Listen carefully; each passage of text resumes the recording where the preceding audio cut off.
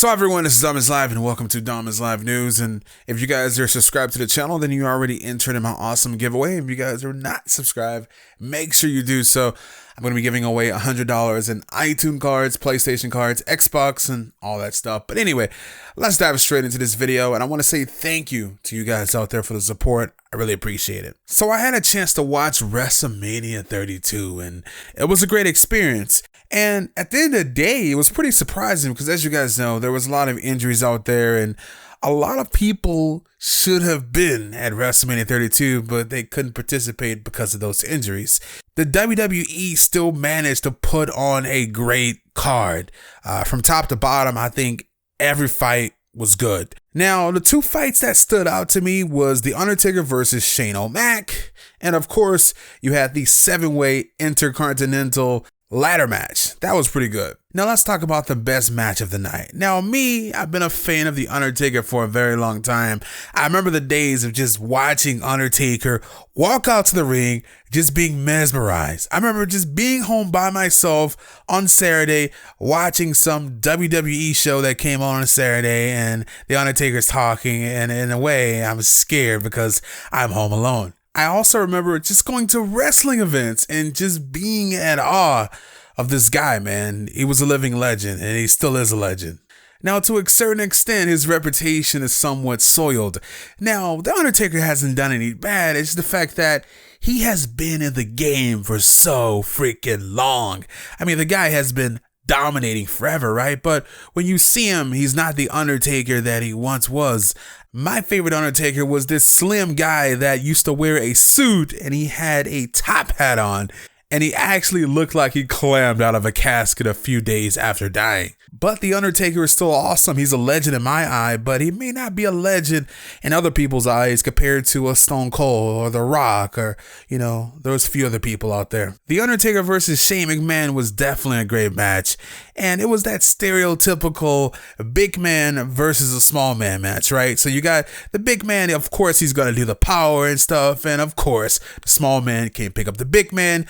Now, the strategy of Shane McMahon definitely surprised me because he wanted to submit The Undertaker. He knew that if he was going to win this, it was going to have to be by him taking out The Undertaker by a submission. So what Shane would do over time was he would put Undertaker in chokes. He would put him in leg locks. Shane O'Mac was actually hanging in there. I thought that this match was going to be a complete and total wash. Or I thought that someone was going to run in and try to help Shane or Shane was just going to cheat like he always does, right? That's what Shane does. That's what Vince does. They're always freaking cheating. I thought that both of these guys put on a good show, and I think that you definitely have to give props to Shane. In my opinion, he could be the performer of the night, guys.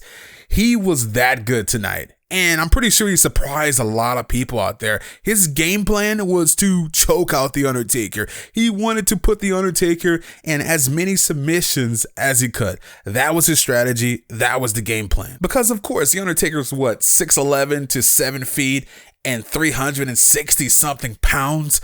The man is a monster, literally. Throughout this match, it actually looked like Shane was going to squeak away with a victory. A few times The Undertaker was caught in a submission and it looked like it was all over. At one point in the match, Shane O'Mac did an awesome aerial assault. I believe his signature move is called the ring to ring. I'm not sure, but I'll explain the move to you guys. What he does is he jumps from one ring post all the way to the next ring post.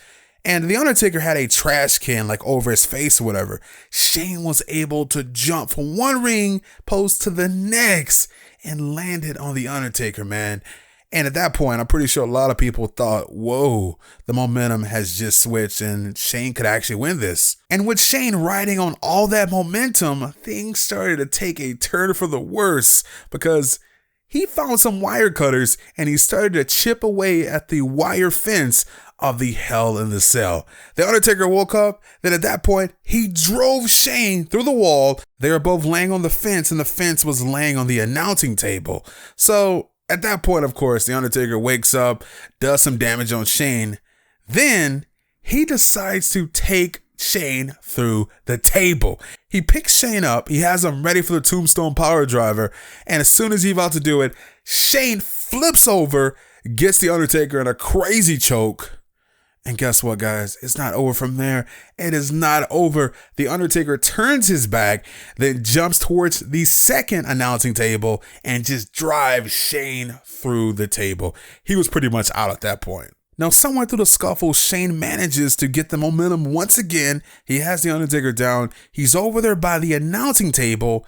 Shane picks up this toolbox that had to be planted there either by him or one of his people or someone, and he just smacks the Undertaker across the head with this red toolbox. You guys know those huge handyman toolboxes that looks like a lunchbox, but it weighs about 30 pounds. Yeah, just smacked him upside his head with that. So all of a sudden, Shane starts to look in the air, and everyone's like, what is he looking at? What's going on? Because this dude was literally staring at the top of the Hell in a Cell cage. He was staring at the cage, and everyone's thinking, oh no, he is going to do it.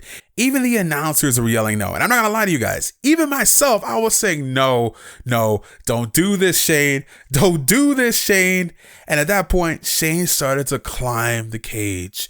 He climbed to the top of the Hell in a Cell with the Undertaker laying on the table. And guess what he did, guys? He jumped from the Hell in a Cell with a diving elbow, and he attempts to land on the Undertaker. The Undertaker moves out of the way. Shane lands directly on the table, breaks the table. The Undertaker is scot-free, just rolls out of the way, man. Misses the bullet. And I honestly think anyone that was watching WrestleMania 32 at that point, and they thought to themselves, oh, wrestling is fake. It's all fake. This is fake. Well, I'll tell you this, man. This is sports entertainment, and these dudes put their lives on the line to entertain. That's what it is.